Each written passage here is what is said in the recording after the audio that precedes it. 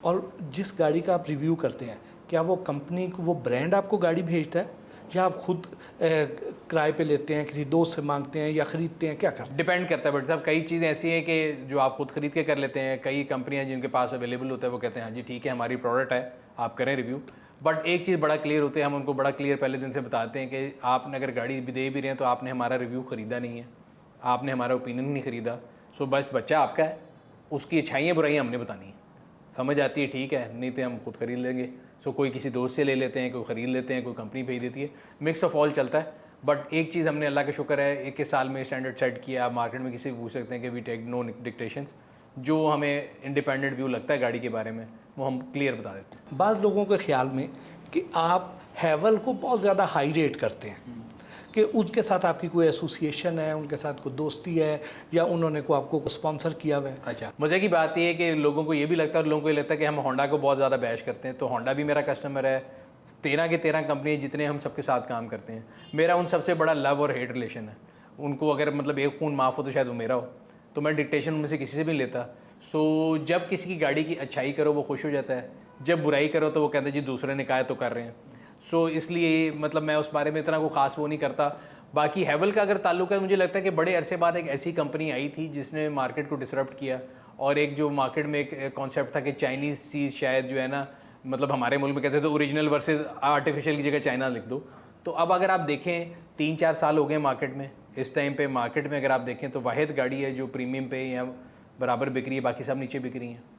मुझे लगता है कि it's true value to money. और उनका सिर्फ एक वेरिएंट, ये नहीं कि उनकी सारी प्रोडक्ट, उनकी H6 HEV जो थी गाड़ी वो मुझे बड़ी पसंद थी। इस तरह होंडा सोनाटा मुझे लगता है बड़ी अच्छी गाड़ी है, ट्रू वैल्यू टू मनी है, तो उसकी वजह से है। बाकी ना तो मेरे पास हैवल का कोई शेयर है, ना उनका शेयर 40 से 1400 पे चला गया, मुझे कोई फ़ायदा नहीं है। मेरी एक बड़ी सिंपल सी पॉलिसी है कि सर जो चीज़ अच्छी है उसके बारे में क्लियरली बोलो। येस अल्हम्दुलिल्लाह हमारी प्लेटफॉर्म की आप पावर ये कह सकते हैं कि अगर हम किसी की चीज़ की तारीफ़ कर रहे हैं और वो लोग ले रहे हैं, तो हम 2016 से 24 में आ गए हैं, 8 साल से हम रिव्यू कर रहे हैं। मैं तो लोगों से कहता हूँ कि सर ओपन चैलेंज है, मैं वो कह रहे हैं शेयर लिए या नहीं लिए, गाड़ी तो वहीं पे है ना। तो जो अगर आप 8 साल से मैं रिव्यू कर रहा हूँ, आप मुझे गलती निकाल के बता दें कि जी आपने ये रिव्यू किया था, ये तारीफ़ की थी, ये गलत थी।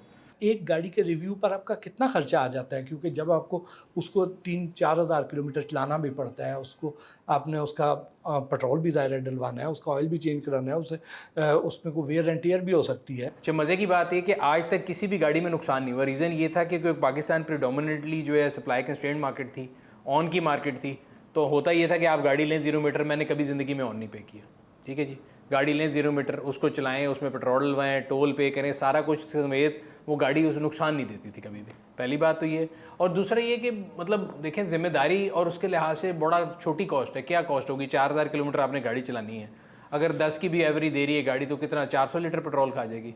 400 लीटर पेट्रोल आज के लिहाज से आप लगा लें कितना बनता होगा? 1 लाख का शायद। 1,20,000 बन जाएगा अगर वो बहुत मैक्सिमम वो होगा। बल्कि नहीं, 400, मेरी मैथ्स थोड़ी वीक है, 300 रुपये भी अगर लगाएं और 400 हाँ तो इतना ही बनेगा। तो उसके अंदर अंदर हो जाता है। तो वो उससे ज़्यादा तो आप मतलब यूट्यूब वीडियो से भी कमा सकते हैं, वो तो कोई इशू नहीं है। आपकी अपनी ड्रीम कार कौन सी है? ड्रीम कार के बारे में व्हाट्सएप में हर एक को कहता हूँ कि एक ऐसी चीज़ है, मैं ना मतलब मुझे एक लोगों को मैं मजाक करता हूँ तो दोस्तों के मैं सोचता हूँ यार ये गाड़ी अल्लाह मियाँ मिल जाए। और I have been lucky enough कि मैंने बचपन से लेके आए तक जिस गाड़ी के बारे में ड्रीम किया है वो मुझे अल्लाह मियाँ ने अता ज़रूर की है। अच्छा, मैं कहता हूँ अल्लाह मियाँ ये दे दें, इसके बाद दोबारा नहीं मांगूंगा। एग्जैक्ट हफ्ते बाद मैं कहता हूँ अच्छा अगली मांग शुरू करता हूँ। तो जिस तरह बच्चा वहाँ से मांगता है ना, तो इस तरह मैं अल्लाह मियाँ के साथ एक कनेक्शन है। मैं हमेशा कहता हूँ कि अच्छा अल्लाह मियाँ ये गाड़ी मिल जाए, फिर नहीं तो चेंज होती रहती है, आगे से आगे की जस्तजू चल रही है। पाकिस्तान में इस वक्त जितनी भी गाड़ियाँ अवेलेबल हैं उनमें से सबसे ज़्यादा आपको कौन सी पसंद है? अच्छा, मेरी चॉइस गाड़ियों में ज़रा पुरानी गाड़ियों की है, बहुत ज़्यादा पुरानी की नहीं। 90s के अंदर जो है ना, वो मतलब 90s के अंदर एक मर्सिडीज़ आती थी SL, उसको बोलते हैं R129, वो मेरी ऑल टाइम फेवरेट है। पाकिस्तान में ये जो इस वक्त जितनी भी ये गाड़ियाँ चल रही हैं इनमें से जैसे टोयोटा की गाड़ियाँ हैं, सबसे ज़्यादा बिकती मेरा ख्याल है टोयोटा की गाड़ी है। रिलायबिलिटी के हवाले से क्राउन कार टोयोटा कहते हैं। सर अगर नंबर के लिहाज से देखेंगे तो सबसे ज़्यादा यूनिट अगर बिकते होंगे तो वो सुजुकी के होंगे, बिकॉज एंट्री लेवल कार है, 660 सीसी कार है। मैं कहता हूँ पहले मेहरान थी, अब ऑल्टो पाकिस्तान की नेशनल कार है। अगर उसके बाद अगर आप वैल्यू वाइज देखें तो यस टोयोटा की होंगी। और उसकी रीज़न ये है कि एक तो अर्ली मूवर एडवांटेज है, 93 94 से मौजूद है यहाँ पे, पाकिस्तानी मार्केट को समझते हैं। दूसरा डीलरशिप नेटवर्क सबसे ज़्यादा है। सो अगर आप कहीं भी गाड़ी लेके जाते हैं और ख़राब हो जाती है तो सबसे क्लोजेस्ट डीलर टोयोटा का है। पार्ट्स की अवेलेबिलिटी है, मैकेनिक बहुत ज़्यादा समझते हैं। तो ये सारी चीज़ें मिलके मेरा ख्याल है, वो कहते हैं ना कि you can not go wrong buying with Toyota, तो पाकिस्तान में वो इस तरह से ट्रू है। लेकिन अब नए एंट्रेंट्स ने आहिस्ता आहिस्ता जगह बनाना शुरू कर दी है, और अगेन मैं कहता हूँ अच्छी बात है कि कंपटीशन लोगों को चैलेंज कर रहा है, ऑप्शन ऐड कर रहा है, और डिफरेंट पुरानी कंपनियाँ जो पहले थोड़ी कंप्लेसेंट हो गई थी उनको भी मौका मिल रहा है कि दोबारा उठें। एक दौर था कि हमारा जो एक तासुर था कि जो जापानीज़ ब्रांड हैं ये सबसे अच्छे हैं, जी जी, और उसमें कोरियन आए, उनको उतना पसंद नहीं किया गया जितना जापानीज़ को किया गया, और अब चाइनीज़ जो हैं वो अब मार्केट में आ गए। तो आप चाइनीज़ गाड़ियों का मुस्तकबिल कैसा देखते? अच्छा, गाड़ियों की अगर हम हिस्ट्री पढ़ें ना, सबसे पहले अमेरिकन कहते थे गाड़ी हमारे अलावा कोई नहीं बना सकता। वो जापानियों को लुक डाउन करते थे कि ये फीमची कौम है, ये गाड़ी बनाएगी। फिर एक दौर आया कि जापान ने रूल किया, फिर जापान से जब कोरिया पे गया तो जापानीज़ ने कहा जी हमारे अलावा गाड़ी कोई नहीं बना सकता। कोरियन ने लेफ्ट राइट सेंटर उनको मारा क्योंकि वो सस्ती थी। अब जो दौर आ रहा है ख़ासतौर पे इलेक्ट्रिक की तरफ अगर हम जाएँ, तो इलेक्ट्रिक के अंदर चाइना ने अपनी सुपरमेसी बना ली हुई है। Largest producer of cars in world China है, और उसमें भी क्लासेस हैं। पहले था कि जी बहुत सस्ती और हल्की गाड़ी होगा, अब अगर आप देखें तो बहुत सी दुनिया की अच्छी अच्छी गाड़ियाँ जो हैं, या टेक्नोलॉजी की जो चीज़ें हैं वो बनती चाइना में, डिज़ाइन कहीं और होती हैं। तो उन्होंने उनके भी ऑटो मैन्युफैक्चरर्स ने सीख लिया, वो डिज़ाइन करा रहे हैं, कोई ऑडी के डिज़ाइनर से करा रहा है, वो किसी और से करा रहा है, तो they are coming big time now. यानी आप जो चाइनीज़ गाड़ियाँ हैं, अगर कोई बायर उन्हें लेना चाहता है तो वो बेफिक्र होकर ले सकता है? डिपेंड करता है कि आप चाइनीज़ गाड़ी कौन सा ब्रांड ले रहे हैं, कौन सा ग्रुप ले रहे हैं, उसके पीछे डिज़ाइनर कौन सा है, टेक्नोलॉजी कौन सी है। सो येस, अभी भी उनके पास ऐसी प्रोडक्ट मौजूद हैं जो बड़ी हल्की क्वालिटी की हैं और प्रीमियम की भी हैं। तो वो उर्दू में कहते हैं ना, जिन्ना गुड़ पाओगे उतना मीठा हो जाएगा, पंजाबी में कहते हैं, उर्दू में कह रहा हूँ। तो वो जो है आप उसमें आपको हर किस्म की क्लास मिल सकती है। बट हैविंग सेड दैट, मेरे ख्याल से चाइना ने एक बहुत, जिसे कहते हैं ना, इम्प्रूव किया ओवर द ईयर्स, और आने वाले सालों में वो मार्केट को बहुत डिस्टर्ब करेंगे। एकदम यहाँ पे जो एसयूवीज़ की भरमार हो गई, इससे पहले लोग सीडान लेते थे, इसकी कामयाबी के पीछे क्या फैक्टर्स थे? ये एक ग्लोबल ट्रेंड है। अगर आप ग्लोबली देखें ना, तो पहले लोग सेडान पसंद करते थे, फिर एक क्रॉसओवर की मार्केट आना शुरू हुई। पाकिस्तान को तो बहुत एंड पे आता है, तो दुनिया में अगर आप देखें, यूरोप के अंदर, जर्मनी के अंदर, दुबई के अंदर, हमारा ट्रेंड ज़्यादातर हम लोग यूएई को फॉलो कर रहे होते हैं। तो उन सब में भी अगर आप देखें, ग्लोबली एक डिमांड जो है ना एसयूवी की ज़रूर शुरू की थी।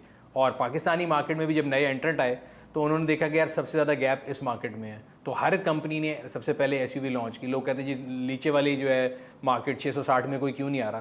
तो मैं हमेशा समझाता हूँ कि ये कंपनियाँ एनजीओज़ नहीं हैं, उनको प्रॉफिट बनाना है। उनको जहाँ ज़्यादा डिमांड नज़र आएगी, जहाँ प्रॉफिटेबिलिटी ज़्यादा होगी, जहाँ कंज्यूमर के पास बाइंग पावर ज़्यादा होगी, वो वहाँ पे लॉन्च करेंगे। और सब ने, इसीलिए आप देखें तो क्रॉस ओवर मार्केट को हिट किया सबने। पाकिस्तान में इस पूरे खित्ते की निस्बत सबसे ज़्यादा महंगी गाड़ियाँ क्यों हैं?